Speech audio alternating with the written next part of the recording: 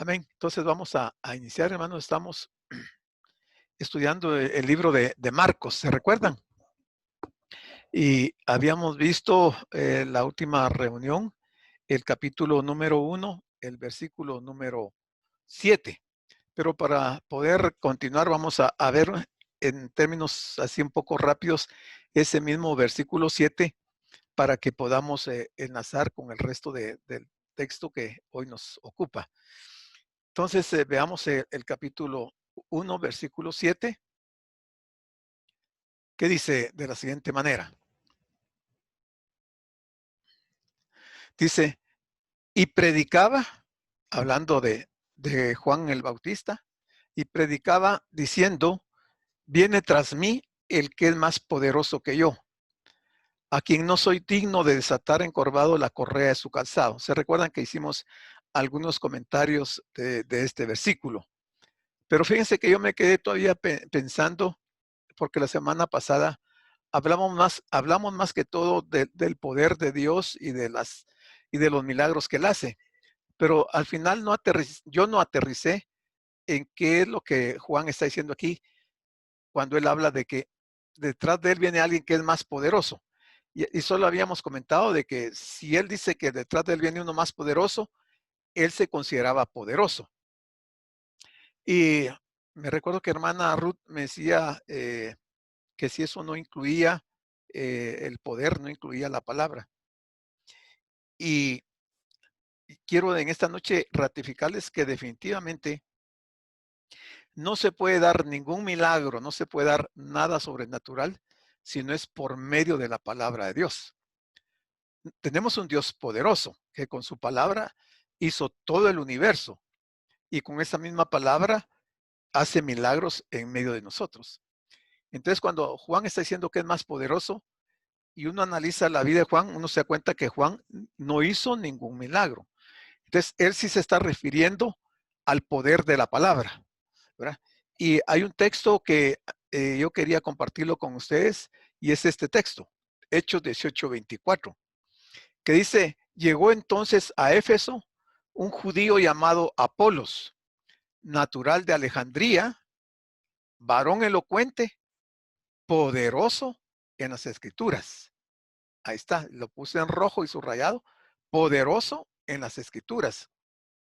Entonces, definitivamente, Juan, cuando él dice que viene detrás de él alguien más poderoso, y sabiendo que Juan la Biblia no declara que él hubiera hecho algunos milagros, él se está refiriendo al poder de la palabra.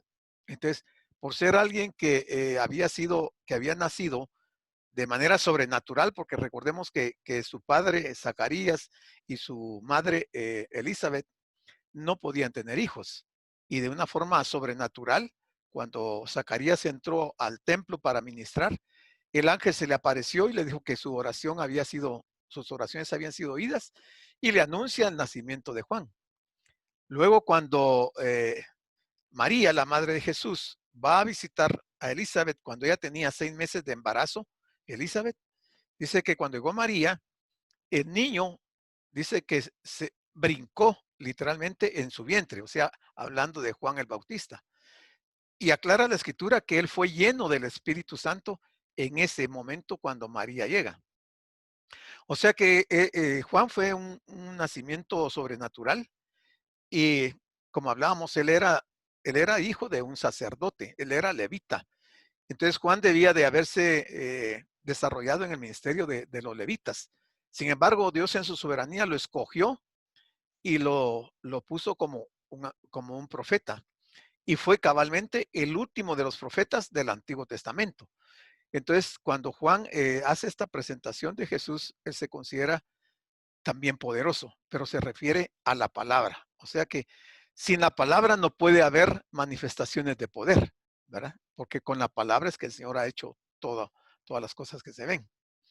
Bueno, pasando ya al versículo 8. Hablando Juan el Bautista dice, yo a la verdad os he bautizado con agua, pero él, hablando el Señor, os bautizará con Espíritu Santo. Aquí vamos a ver un texto que lo vamos a tratar de aclarar porque cuando lleguemos a él y si lo leemos en algún momento, nos va a causar un poquito de inquietud. En estas palabras vemos la gran diferencia entre Juan y Jesús. El bautismo real y verdadero es el bautismo con el Espíritu Santo. Este es el bautismo que realmente tiene más valor. Los apóstoles tuvieron que esperar hasta el día de Pentecostés para recibir este bautismo del Espíritu Santo, porque para ese momento todavía no se había efectuado. Y en relación a eso es el texto que yo les digo que vamos a ver un poquito más adelante. Los apóstoles tuvieron que esperar hasta el día de Pentecostés, pero desde aquel entonces todos los creyentes son bautizados en el Espíritu Santo al ser salvos. No hay que hacer absolutamente nada después de que uno recibe al Señor para recibir el bautismo del Espíritu Santo. Cuando se cree en Jesucristo, cuando uno se arrepiente de sus pecados y los confiesa y recibe al Señor, en ese mismo instante recibimos el bautismo del Espíritu Santo. Esto lo aclara Pablo en 1 Corintios capítulo 12, versículo 13. También está en Romanos 8, 9 y en Tito 3, 5 y 6. Algo relativo a lo que es el bautismo del Espíritu Santo. Y el bautismo con agua es en la actualidad muy importante. Oiga, el bautismo con agua es en la actualidad muy importante porque constituye un testimonio exterior de una realidad interior que ya ha tenido lugar dentro de una persona. O sea, el bautismo en agua no es opcional, es una orden, porque el Señor mandó que fueran bautizadas todas las personas que creyeran en Él. Entonces, no es si yo quiero bautizarme, es que debo de bautizarme, porque es un mandato, ¿verdad? En el Evangelio de Mateo, Jesús al bautizarse, el motivo que tuvo fue el de identificarse con la humanidad, con la raza humana. Ese fue uno de los motivos del Señor por el cual se bautizó, porque obviamente Él no tenía pecado, Él no tenía de qué arrepentirse. Es lo que está haciendo él al bautizarse, es identificándose con nosotros los seres humanos, principalmente con la iglesia. Entonces aquí está el versículo que yo les digo. Juan 20, 22. En este pasaje, el Señor ha resucitado, recién ha resucitado.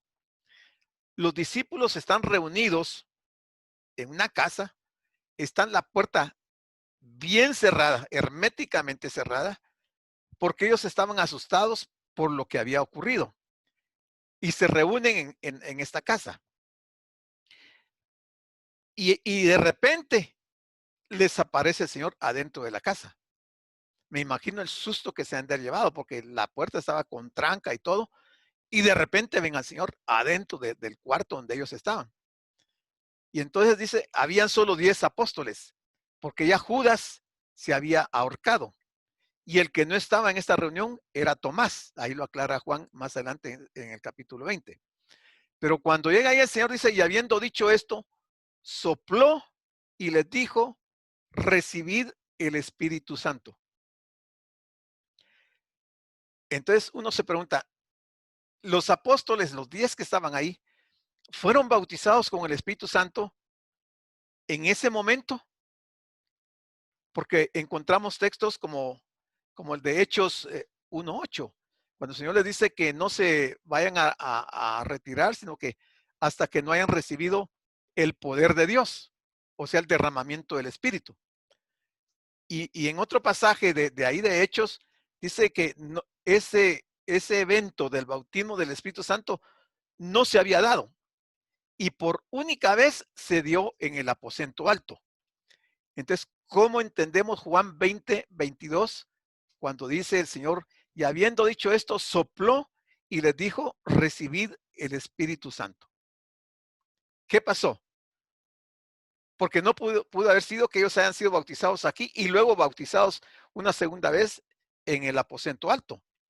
Porque eso daría lugar a que todas las personas enseñaran de que deben de haber dos bautismos o que debe de bautizarse uno 2 veces por el Espíritu Santo, tomando en cuenta Juan 20, 22. Pero si tomamos Juan 20, 22 aislado de todo el contexto, nos causa esa duda. Porque cuando vemos el contexto, tanto lo que dice antes del versículo 22 y lo que dice después del versículo 22, podemos entender que ellos no fueron bautizados con el Espíritu Santo según Juan 20:22. Eso, lo que ocurrió ahí, dice que ese acto fue puramente simbólico y profético. Póngale atención a esto casi no se enseña. Fue simbólico y profético. Recordaba las lecciones vívidas empleadas con frecuencia por los profetas del Antiguo Testamento. Se recuerdan que en el Antiguo Testamento el Espíritu venía sobre los profetas, pero se apartaba. No se quedaba definitivamente en ellos, como hoy sí sucede con la iglesia. Además, cuando el Señor se presenta en ese momento, en esa casa donde están los 10 apóstoles, todavía la iglesia no había iniciado. O sea, en ese momento se estaban viviendo los últimos días de la dispensación de la ley. Entonces, en la dispensación de la ley tiene sus normas muy específicas para ese tiempo. Te dice que para ilustrar esta situación de que este acto fue puramente simbólico y profético y que recordaba esas lecciones que con frecuencia le sucedía a los profetas del Antiguo Testamento, para ilustrar sus mensajes, y aquí tengo estos pasajes: Jeremías 13, del 1 al 9, Jeremías 19, del 1 al 11, y Ezequiel del 4, del 1 al 4. O sea, esto que pasa en Juan 20:22, dice, en otras palabras, Cristo, por medio de este soplo, no impartió literal ni realmente el Espíritu en ellos. Más bien declaró de modo visible lo que les ocurriría en Pentecostés. Y esto sí ya suena lógico, cuando uno ya ve el contexto de Juan 20, tanto los del 1 al 19 como el del 23 en adelante del capítulo 20. Entonces, entendemos que ese soplo del Señor fue una forma de declarar de modo visible lo que les iba a ocurrir en Pentecostés. Entonces, ahí ya se aclara este versículo 22 del capítulo 20. Marcos 1:9 dice, aconteció en aquellos días que Jesús vino de Nazaret de Galilea y fue bautizado por Juan en el Jordán. O sea, él se encontraba en Nazaret y de Nazaret se fue al río Jordán, donde estaba Juan. Y lo que va a hacer es a cumplir con ese mandato del bautismo. O sea, Juan lo tenía que bautizar y Juan se resistía a bautizar al Señor porque Juan pudo discernir que el Señor era el Mesías. Y entonces él consideraba que él no era digno de bautizar al Señor, sino que él necesitaba ser bautizado por Jesús. Y hay una conversación ahí bien interesante que tiene Juan con el Señor, y el Señor al final de cuentas le da las razones por qué tiene que hacerlo. Esa es una imagen más o menos de lo que fue el bautismo de Espíritu Santo, cómo se manifestaron como llamas sobre sus cabezas en los que estaban ahí en el aposento alto. Y Pedro, que estaba predicando en ese momento, le sucede exactamente lo mismo. Entonces, ya con esa aclaración de Juan 20:22, sabemos que hasta en este momento se da el bautismo del Espíritu Santo y nace la iglesia. Aquí nace la iglesia en este momento. Y entonces ya van a haber otras reglas para la iglesia. Entonces siempre puede surgir la pregunta, ¿por qué fue bautizado Jesús? Ya vimos que para identificarse con la humanidad. La razón principal está explicada aquí. Cuando Jesús dijo, es conveniente que cumplamos así toda justicia. Jesús se estaba identificando completamente con una humanidad afectada por el pecado.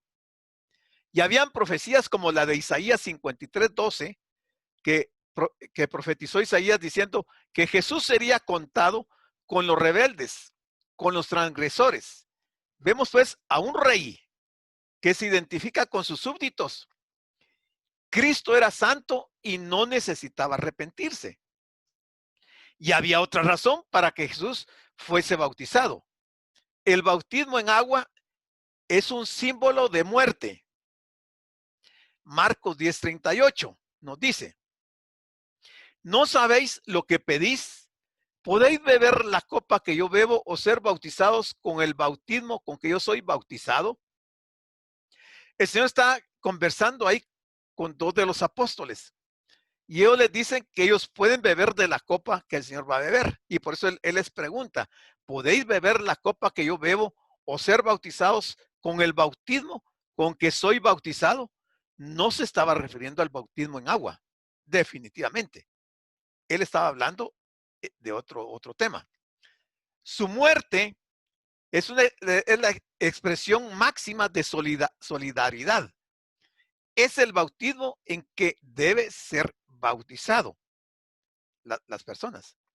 En Juan 14:30, el Señor dijo, viene el príncipe de este mundo y él no tiene nada en mí.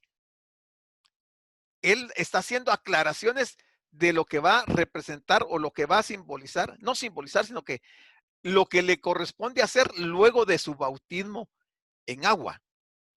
Porque si recordamos que cuando él se bautiza en agua, no solamente fue bautizado en agua, sino que en ese momento dice que el Espíritu de Dios apareció en forma de paloma y se posicionó sobre Jesús. Eso quiere decir que en ese bautismo el Señor estaba siendo preparado para esa comisión que tenía que realizar aquí en la tierra. Entonces, ese bautismo tiene varios significados. Cuando se habla de que Jesús vino, a todos nosotros nos resulta emocionante pensar que Jesús va a volver de nuevo algún día. Porque todos el día de hoy, todos estamos esperando la venida de Jesús. Y eso nos emociona.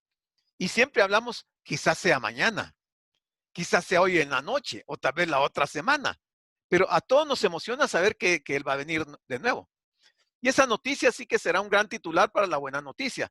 Pero en este pasaje que hemos leído, el Señor Jesús surge de una oscuridad de 30 años de silenciosa preparación en aquel pueblo pequeño de Nazaret.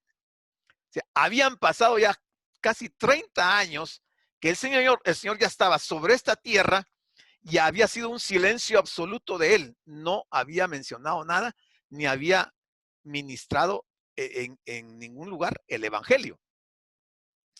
Entonces, al fin apareció públicamente y en su bautismo se identificó él mismo con los pecadores. Él llevará finalmente los pecados de los pecadores, según lo dice Pablo en 2 Corintios 5:21, que ya lo vamos a ver. Recordemos que en el relato paralelo de este mismo hecho en Mateo 3:15, cuando Juan trató de impedírselo, al pensar que él no debía bautizar a Jesús, porque Juan el Bautista se consideraba que que él mismo necesitaba ser bautizado por Jesús. En aquella ocasión, Jesús le había respondido a Juan, deja ahora. Y aquí está lo que nos dice Pablo en 2 Corintios 5:21. Al que no conoció pecado, por nosotros lo hizo pecado, para que nosotros fuésemos hechos justicia de Dios en él. O sea, en ese bautismo en agua del Señor, el simbolismo es que él está recibiendo los pecados de todos los seres humanos que en este periodo de la iglesia nos hemos bautizado en agua.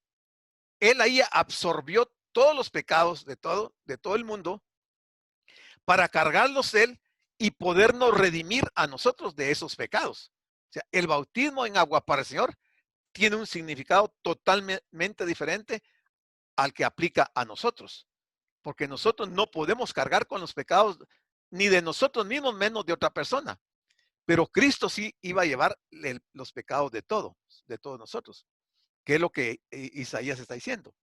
Este primer acto público en su ministerio es también rico en significado. Primero, porque prefigura su muerte y su resurrección, según Lucas 12:50. Mire, eso simboliza también el bautismo del Señor. Prefigura su muerte y resurrección.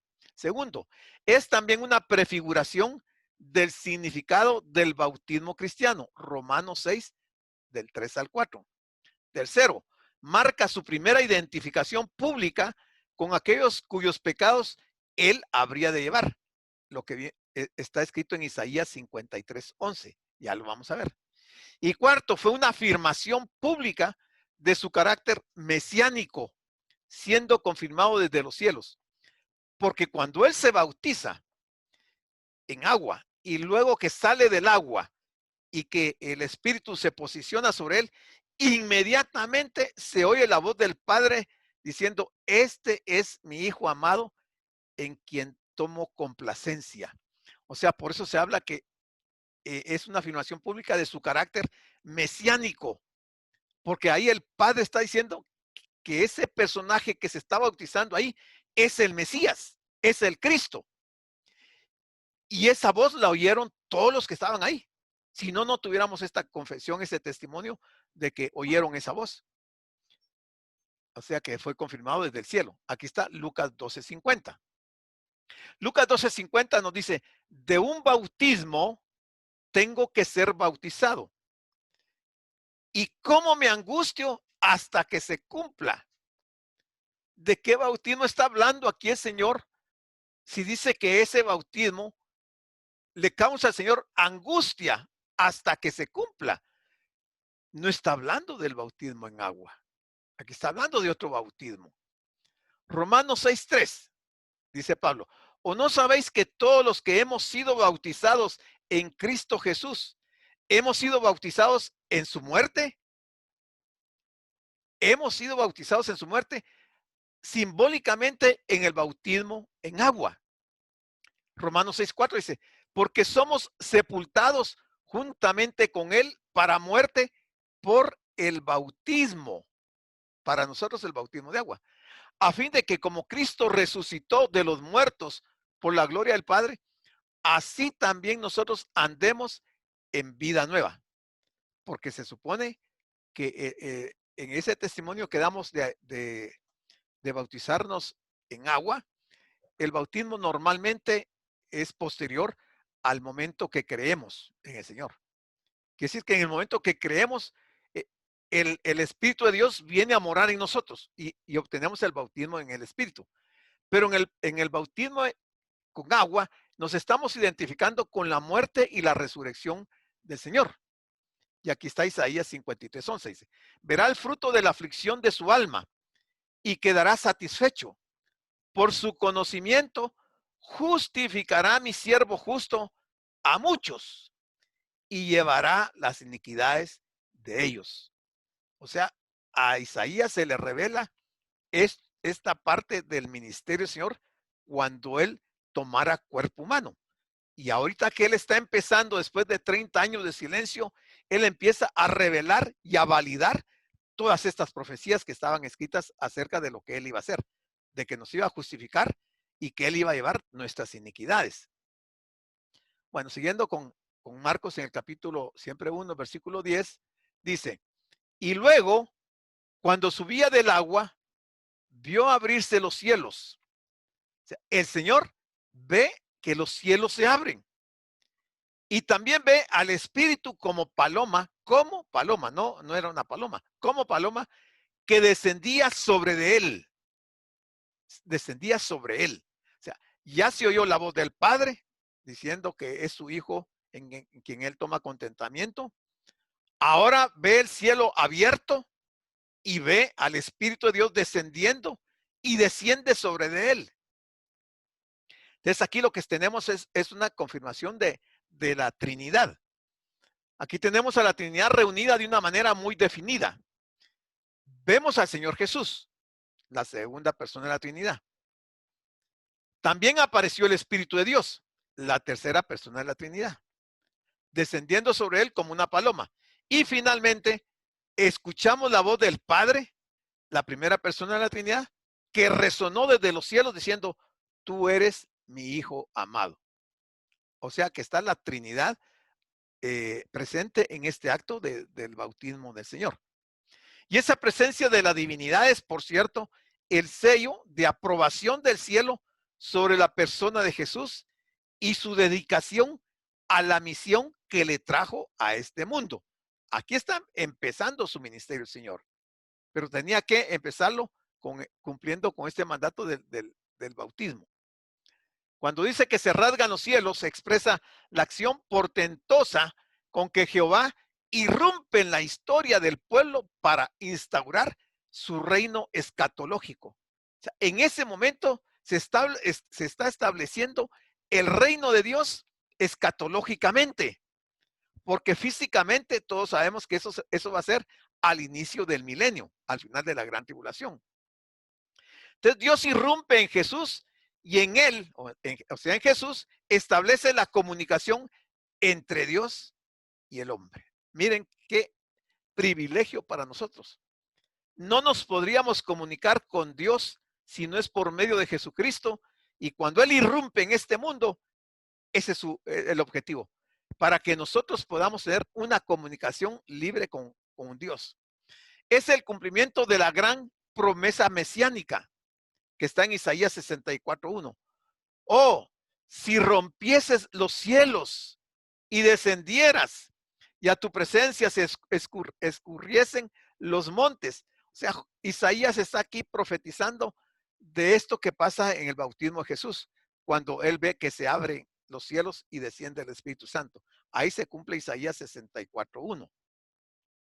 Isaías 42:1 dice: he aquí mi siervo, yo le sostendré, mi escogido, en quien mi alma tiene contentamiento. He puesto sobre él mi espíritu. Él traerá justicia a las naciones. O sea, nuevamente Isaías 42 se está cumpliendo en este acontecimiento del bautismo de Jesús. Y miren qué interesante, yo se los marqué en rojo y en amarillo. Mi siervo, mi escogido, mi alma, mi espíritu. Eso es algo que realmente es difícil de entenderlo con la mente humana, de saber lo que Dios está expresando acerca del Mesías, lo que representa para Dios en ese momento y cómo le está revelando al mundo a través de Isaías ese evento glorioso profetizado casi 700 años antes de Cristo. Versículo 11 de Marcos 1 dice: y vino una voz de los cielos que decía: tú eres mi hijo amado, en ti tengo complacencia. Justo lo que dice Isaías 42:1. He aquí mi siervo, yo le sostendré, mi escogido, en quien mi alma tiene contentamiento, he puesto sobre él mi espíritu. Es lo que está diciendo Marcos 1:11. Tú eres mi hijo amado, en ti tengo complacencia. Decide una experiencia auditiva. En ese momento toda la gente oye la voz de Dios. Tú eres mi hijo. Es una expresión de la relación exclusiva de Jesús con su Padre, con Dios. Es una relación muy íntima, muy personal entre el Padre y el Hijo. Pero también el salmista en el Salmo 2, versículo 7, dice: yo publicaré el decreto. ¿Cuál decreto? Jehová me ha dicho: mi hijo eres tú. Mire cómo desde el Antiguo Testamento encontramos varios pasajes anunciando este evento que se da ahí en el río Jordán entre Juan el Bautista y el Señor cuando lo está bautizando. Dice: yo te engendré hoy. Bueno, pasando al versículo 12, dice: y luego de que el Señor desciende al agua, ve que el cielo se abre, ve al Espíritu de Dios descendiendo sobre él y oye la voz del Padre, luego dice: el Espíritu, o sea, el Espíritu de Dios, le impulsó al desierto. Qué interesante y es bastante misterioso que el Espíritu de Dios haya impulsado a Jesús a ir al desierto, porque pudo haberse quedado ahí en el río Jordán, pudo haber regresado a Nazaret, pudo haber ido a otro lugar, pero lo manda al desierto. Y vamos a ver qué representa eso. Nos recuerda cuando Dios pide a Abraham sacrificar a su hijo amado, solo que aquí es Dios quien sacrifica a su hijo. Allá fue Abraham que finalmente se le impidió sacrificar a Isaac, pero en este caso Dios sacrifica a su hijo. Es una expresión de su entrega hasta la muerte. Si Abraham debía demostrar su amor incondicional a Dios por medio del sacrificio de su hijo, ahora es Dios que nos dice que su amor por nosotros es un amor hasta el extremo. Es Él quien entrega a su Hijo por nosotros. Hermanos, de veras que la mente humana no da para entender cómo Dios entrega a su Hijo por nosotros. ¿Quiénes somos nosotros para que el Padre haya entregado a su Hijo? Ese es un misterio que quizás cuando estemos en el cielo lo vamos a entender. Nosotros tenemos alguna idea de qué podría ser eso, pero ¿hasta dónde es el amor del Padre que entrega a su Hijo por nosotros? El mesianismo de Jesús está en la línea del siervo sufriente, pero no está en la línea de poder y gloria del mesianismo davídico, porque este no es el momento para ese mesianismo davídico. En este caso es el mesianismo del siervo sufriente, porque cuando sea el davídico va a ser cuando él tome posesión del trono de David y establezca su reino milenario, su reino eterno. Ahí se va a cumplir esa otra parte de lo que le corresponde a Cristo como Mesías de asumir. Con el relato de la transfiguración, que está en Marcos 9, del 2 al 8, nuevamente tenemos ahí una evidencia de que se oye la voz del Padre una vez más. Pero fíjense que que es la segunda vez que se va a oír la voz del Padre. La primera, cuando Él va a empezar su ministerio. La segunda, cuando Él va a ir a la cruz, previo a ir a la cruz, que le dice ahí también, tú eres mi hijo. Así como la voz del Padre se encuentra en el comienzo de la misión del Señor, la voz del Padre la volvemos a encontrar en el inicio de su camino hacia Jerusalén, o sea, para enfrentar el sacrificio.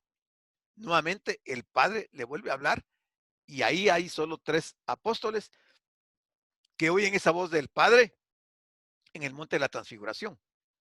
La voz del Padre quiere asegurarnos que el camino seguido por Jesús es el verdadero camino. El versículo número 11 nos dice, al 13, perdón. Y estuvo ahí en el desierto, el Señor, luego de que salió del río Jordán, se fue al desierto, impulsado por el Espíritu, y estuvo 40 días y era tentado por Satanás. Y estaba con las fieras y los ángeles le servían. ¿Por qué no fue el Señor al desierto 7 días si 7 es el número de plenitud? ¿Por qué no fue 7? ¿Por qué no fueron 10 días? Que la Biblia habla mucho del número 10. ¿Por qué no fueron 12 días? Que también la Biblia habla mucho del 12. ¿Por qué 40 días? Y en esos 40 días dice que era tentado por Satanás. Nos llama la atención esta palabra de tentado por Satanás. ¿Por qué? Porque vamos a ver un versículo que habla de esto. Pero veamos la razón de los 40 días. En la Biblia aparece mencionado más de 100 veces el número 40 y representa cambio. Es el tiempo de preparación de una persona o pueblo para tener un cambio fundamental. Es el final de un ciclo y el comienzo de otro. Aquí está la razón. ¿Por qué 40? Ahora veamos algunos ejemplos. Noé estuvo 40 días en el diluvio universal. Finalizó un ciclo para empezar otro ciclo después de los 40 días. Isaac tenía 40 años cuando se casó con Rebeca. O sea, terminó un ciclo para iniciar otro ciclo. 40 días pasó Moisés para recibir las tablas de la ley. Terminó un ciclo de la vida del pueblo de Israel para iniciar otro ciclo. Además estuvo 40 años en Egipto. También estuvo otros 40 años como pastor en la tierra de Madián. Y 40 años duró la travesía por el desierto. Los 12 espías de Israel exploraron la tierra de Canaán durante 40 días. Los 12 espías de Israel, bueno, sí, exploraron la tierra de Canaán durante 40 días. 40 días estuvo Elías en el monte Horeb. Goliat desafió a los israelitas por espacio de 40 días. David reinó 40 años. Curiosamente, Saúl también reinó 40 años. Salomón también reinó 40 años. Jonás anunció que Nínive sería destruida a los 40 días. Jesús fue presentado en el templo a los 40 días de su nacimiento. Jesús se apareció a sus discípulos durante 40 días. Aquí no tengo yo las 100 veces o las más de 100 veces de los 40, pero tengo tal vez las más importantes de lo que significa el 40. Significa o representa un cambio. Es un tiempo de preparación para una persona o un pueblo para tener un cambio fundamental. O sea, es el final de un ciclo y el comienzo de otro. Este relato de la tentación a Jesús muestra cuál es la misión que Dios encomendó a su hijo siervo: enfrentarse a Satanás y vencerle para así instaurar el reino de Dios. Hasta que Satanás sea derrotado totalmente, hasta entonces se va a establecer el reino de Dios. Santiago 1:13 dice: cuando alguno es tentado, no diga que es tentado de parte de Dios. ¿Por qué? Porque Dios no puede ser tentado por el mal, ni él tienta a nadie. Entonces uno se pregunta, ¿y no dice que Satanás tentó al Señor? Bueno, tentó a Jesús, porque a Dios en su esencia como Dios no se le puede tentar. Pero a Dios en su manifestación humana, el diablo sí lo podía tentar. Porque si lo hubiera tentado siendo a Dios, cualquiera podría decir, bueno, Dios, él resistió la tentación porque era Dios.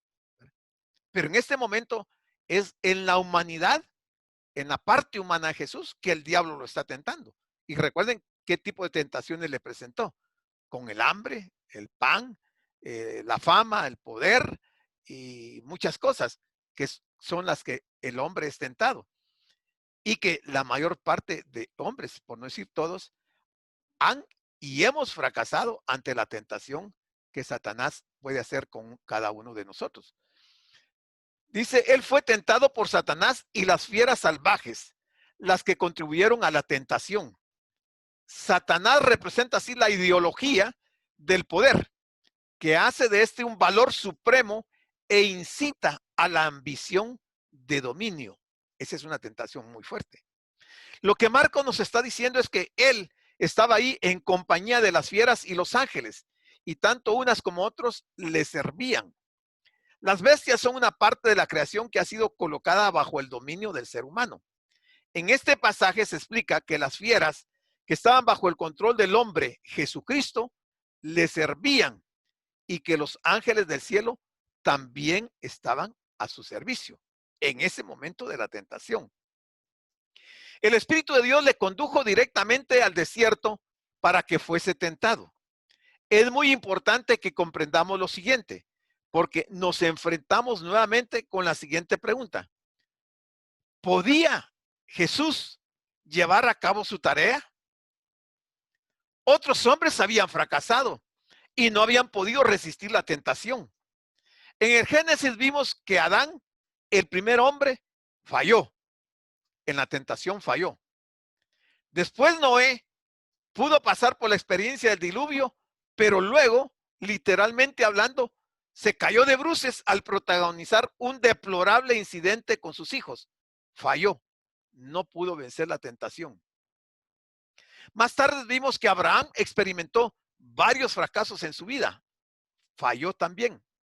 Moisés también fracasó, porque después de haber liberado a los israelitas de la esclavitud en Egipto y de conducirles a través del desierto, tuvo un fracaso en su grave incidente público y no se le permitió entrar en la tierra prometida, porque falló. El rey David también fracasó. En contraste con todos aquellos importantes personajes del pasado, Jesús no fracasaría, y veremos que la tentación daría comienzo a las actividades de Jesús. O sea, él sale victorioso en esa prueba tan terrible que le tocó pasar en el desierto, cuando Satanás desató todas sus fuerzas demoníacas para hacer caer al Señor, pero no lo pudo vencer, no pudo tentarlo. Intentó tentarlo, pero no pudo, no pudo obtener lo que él quería. Aquí en este pasaje debemos de reconocer estas figuras, la del espíritu, la de Satanás, la de las bestias salvajes y la de los ángeles. Bajo los conflictos que no van a tardar en plantearse y dar un tono dramático a la historia, tal como Marcos va a contarla, Jesús en el desierto va a iniciar el nuevo éxodo, 40 días. Por eso es que él va a estar ahí 40 días, estuvo 40 días. Dice Marcos en 1:14. Después que Juan fue encarcelado, o sea, en todo ese proceso, recuerden que Marcos hace un resumen de la vida de Jesús y presenta aspectos muy prácticos del ministerio del Señor. Dice, después que Juan fue encarcelado, Jesús vino a Galilea predicando el evangelio del reino de Dios. Jesús vino a Galilea predicando el evangelio del reino de Dios. Tenemos que saber cuál es el evangelio del reino de Dios, porque a eso hemos sido comisionados también nosotros. Y fue lo que primero hizo el Señor después de vencer la tentación. Su prioridad fue predicar el evangelio del reino de Dios. Después de que Juan el Bautista fuese encarcelado, Jesús llegó a Galilea. Comenzó ahí a desempeñar su ministerio predicando el evangelio de Dios, como dice el texto bíblico, diciendo que había llegado el tiempo y que el reino de Dios estaba cerca. Que el reino de Dios estaba cerca. El evangelio de Dios consistía y consiste en anunciar que el reino de Dios se encuentra cerca. El reino escatológico se encuentra cerca. ¿Habrá alguna diferencia entre el reino de Dios y el reino de los cielos? Claro, sí, hay una diferencia entre esos dos términos, reino de Dios y reino de los cielos. Veamos entonces cuáles son las diferencias. El reino de los cielos es el gobierno de Dios sobre la tierra. El reino de los cielos es el gobierno de Dios sobre la tierra. Pero el reino de Dios, que es diferente al reino de los cielos, el reino de Dios incluye a la totalidad del universo. Aquí es solo sobre la tierra, aquí es sobre el universo, incluso más allá de los límites de esta tierra. Esa es la diferencia entre el reino de los cielos y el reino de Dios. Así que el reino de los cielos está contenido en el reino de Dios, forma parte del reino de Dios.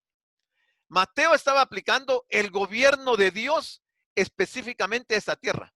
El evangelio de Mateo habla del reino de los cielos, porque ese Mateo estaba aplicando el gobierno de Dios específicamente a esta tierra. Está hablando de este reino de los cielos, que es sobre la tierra. En cambio, Marcos estaba extendiéndose más allá, incluyendo una zona más amplia, porque el reino de Dios abarca a todo el universo con todas sus criaturas. ¿Está claro esto, hermanos? Quiero preguntarles, y me detengo aquí, porque esta es una cosa bastante importante y me interesa que quede claro. Si hay alguna duda en este momento, usted puede abrir su micrófono y preguntarla. Me interesa que se entienda bien qué es reino de los cielos y qué es reino de Dios. ¿Todo está bien? Ok, entonces sigo. Voy dando tiempo y trato de enfatizar aquellos aspectos que para mí son muy importantes que el cristiano debe de conocer. Llegó Jesús a Galilea. O sea, una vez terminada la misión de Juan, comienza Jesús la suya, la misión de él. O sea, él no empieza antes que Juan termine. Desde el versículo 15 de Marcos 1 dice, diciendo, Como él dice, Jesús vino a Galilea predicando el evangelio del reino de Dios, diciendo, el tiempo se ha cumplido y el reino de Dios, no el reino de los cielos, el reino de Dios se ha acercado. Arrepentíos y creed en el evangelio. Mire, el mensaje no es difícil de predicar. El mensaje, lo que tenemos que hacer es bien sencillo. Es anunciar que el tiempo se ha cumplido y que el reino de Dios se ha acercado desde hace 2000 años. El reino de Dios se acercó a la tierra, por lo cual las gentes deben de proceder a arrepentirse y creer en este evangelio, porque si no lo hacen, sufrirán las consecuencias. Si no ha habido un cambio de dirección, un apartarse de algo, entonces aparentemente no ha tenido realmente lugar un cambio de rumbo real que dirigirse hacia Cristo, de dirigirse hacia Cristo. O sea, si no hay un cambio de dirección, que tendría que ser un cambio, yo diría, de 180 grados, si íbamos para el norte, tenemos que ir para el sur. Si no hay un cambio así, de esa manera, quiere decir que no ha habido un cambio real en la persona. Y es cierto que si se ha realizado un verdadero giro en dirección a Cristo, habrá una manifestación visible de un cambio en la vida, mostrando que el creyente está apartándose de algo. Lo importante es que las personas crean en el evangelio. Si nuestra dirección sigue siendo hacia el mundo, no estamos caminando hacia Cristo. Entonces, no ha habido un cambio. Hay que detenerse y corregir eso, reflexionar y tomar una decisión muy drástica, porque si no puede ser que lo único que haya en nosotros sea una religión. El versículo 15 contiene la primera invitación de Jesús registrada en este evangelio, la primera vez que el Señor invita a recibir, a creer en el evangelio, en la que se proclama un mensaje de buenas noticias.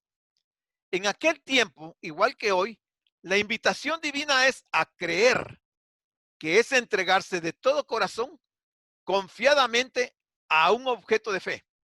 En este caso, nuestro objeto de fe es Cristo mismo. Hacia Él debemos de enfocarnos. Así que creer en el Evangelio significa creer en Jesús. Eso es cuando decimos que creemos en el Evangelio, es que estamos aseverando que creemos en Jesús. En Jesús mismo como el Hijo de Dios, como el Salvador, porque Él y su obra en la cruz constituyen la esencia, el contenido mismo del Evangelio. Lo repito, creer en el Evangelio significa creer en Jesús mismo como el Hijo de Dios, como el Salvador, porque Él y su obra en la cruz constituyen la esencia, el contenido mismo del Evangelio. Solo por este medio se puede entrar en el reino de Dios. No hay otra forma. Es decir, que se recibe como un regalo de la gracia de Dios. Ese es el mayor regalo que Dios nos ha dado. Nos ha regalado a su Hijo. Nos ha regalado una salvación eterna. Nos ha regalado un lugar en el cielo eternamente por el hecho de haber creído en el Evangelio que representa creer en Jesús. Bueno, siguiendo con el versículo 16. Bueno, dice, esta parte me interesa también que le pongan atención. A continuación, vamos a ver a Jesús, que hizo 3 llamados separados y diferentes a quienes serían los apóstoles. Si usted creía que Jesús llamó una vez a los apóstoles y ellos reaccionaron, están equivocados. El Señor los tuvo que llamar en 3 ocasiones diferentes para que ellos asumieran o atendieran el llamado del Señor. Y eso nos quiere decir que en la vida cristiana puede ser que a nosotros también nos suceda lo mismo. Que el primer llamado no haya sido efectivo. No porque el Señor no sea efectivo, sino que nosotros no ponemos atención. Puede haber un segundo llamado, pero puede haber un tercer llamado. Y vamos a verlo. Te dice Marcos 1:6. Andando junto al mar de Galilea, vio a Simón y a Andrés, su hermano, que echaban la red en el mar, porque eran pescadores. Bueno, el Señor sale a buscar a sus discípulos y se encuentra un par de hermanos que eran pescadores y estaban echando la red en el mar. O sea, ellos estaban trabajando. Ellos no estaban pasando el tiempo.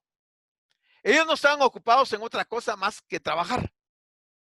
Y trabajando el Señor se dirige a ellos y los va a llamar. Y él observa que están echando la red porque quieren obtener pesca, una pesca en el mar. Simón y Andrés, la primera de las dos parejas de los hermanos que Jesús llamó para seguirlo, al igual que Jacobo y Juan, eran pescadores. Habiendo sido Andrés seguidor de Juan el Bautista, es posible que Pedro también lo haya sido. Evidentemente ambos habían retornado, oiga, evidentemente ambos habían retornado a sus actividades de pesca. No se fueron a predicar. Los llamaron y se fueron a pescar. No hicieron lo que el Señor les había encomendado. Pero luego del arresto de Juan el Bautista, ellos probablemente por temor de lo que le había ocurrido a Juan, se regresan a su actividad de pesca. Acá se relata el llamado permanente para ellos, de manera que abandonaron la pesca. Acá en este versículo lo vamos a ver. Entonces veamos las tres ocasiones en que el Señor los llamó. Primero, en el Evangelio de Juan, capítulo 1, del versículo 35 al 51, se nos dijo que cuando él subió a Jerusalén, se encontró con aquellos hombres y les dirigió un llamado general, un llamado informal y ocasional. ¿Qué hicieron ellos? Ellos quisieron saber dónde vivía Jesús. ¿Por qué les interesaba saber dónde vivía Jesús? Él los estaba llamando al ministerio, pero querían ir a conocer dónde vivía él. Porque Juan el Bautista le había señalado y algunos de los discípulos de Juan le siguieron. Ellos no se quedaron permanentemente, se regresaron a la pesca. Así que ellos volvieron a practicar su profesión, que era la pesca en Galilea. Y ya los había llamado el Señor. Y se regresaron. Es la primera vez. Veamos la segunda vez. Ahora, en este pasaje de Marcos que leemos hoy, al comienzo de su ministerio, Jesús caminaba por las orillas del mar y encontró a los que serían sus discípulos pescando. Los encontró pescando. Y les llamó para que se dedicasen al discipulado, es decir, a que se dedicasen todo su tiempo a aprender de él como su maestro, a recibir sus enseñanzas. Ellos iban a ser pescadores de hombres, como Jesús mismo les dijo. Sin embargo, y según el relato del Evangelio de Lucas 5, del 1 al 11, volvieron a ocuparse de su medio de vida, que era la pesca. Segunda vez que el Señor los llama y regresan a navegar, a pescar. Tercera vez es el llamado final. Fue un llamado para que fuesen apóstoles, nombre dado por su significado a los primeros mensajeros del Evangelio. Ese llamado quedó registrado en Marcos 3, en Mateo 10 y en Lucas 6. Ellos habían vuelto a pescar y Simón Pedro le diría: apártate de mí, Señor, porque soy un hombre pecador. Lo que él realmente le estaba diciendo a Jesús era: ¿por qué no eliges a otra persona? Déjame solo porque yo te he fallado. No soy más que un pecador. Pero el Señor no le abandonó ni renunció a él. Y debemos dar gracias a Dios por ello. Por la paciencia, mire, la paciencia de Dios en esperarnos hasta el momento en que llega el deseo de servir a Dios. Así que el Señor vino a ellos por tercera vez y les designó para ser apóstoles. Esto nos trae a la mente una situación importante que encontramos aquí en el Evangelio. Veamos lo que dice Lucas 5 y 6. Y habiéndolo hecho, encerraron gran cantidad de peces y su red se rompía. Lucas 5:7. Entonces hicieron señas a los compañeros que estaban en la otra barca para que viniesen a ayudarles. Y vinieron y llenaron ambas barcas de tal manera que se hundían. Lucas 5:8. Viendo esto, Simón Pedro cayó de rodillas ante Jesús diciendo: apártate de mí, Señor, porque soy hombre pecador. Finalmente, Lucas nos cuenta que fue este milagro el que provocó que siguieran a Jesús en forma definitiva y abandonaran la pesca. O sea, cuando ellos se les rompían las redes de tanto pez, esa pesca milagrosa es lo que finalmente funcionó para que ellos reconocieran el llamado, y es esta tercera vez cuando realmente ya se van a dedicar al ministerio. Pero Pablo nos dice esto en Romanos 11:29. Porque irrevocables son, ¿qué cosa? Primero, los dones. Y segundo, el llamamiento de Dios. Si Dios te ha llamado a ti, aunque no estés militando ahorita en las filas, predicando, como es irrevocable el llamamiento de Dios, finalmente Dios va a cumplir su propósito en tu vida o en la mía. Porque no se puede revocar ni los dones ni el llamamiento. Cuando Dios da dones, no los quita. Cuando Dios llama a alguien, no anula el llamado. Irrevocable quiere decir que no admite revocación, no admite anulación, no admite derogación. Son irrevocables los dones y el llamamiento de Dios. Así podemos actuar como los apóstoles de no atender el llamado de Dios, pero va a llegar el momento que vamos a tener que dedicarnos porque es irrevocable ese don de Dios.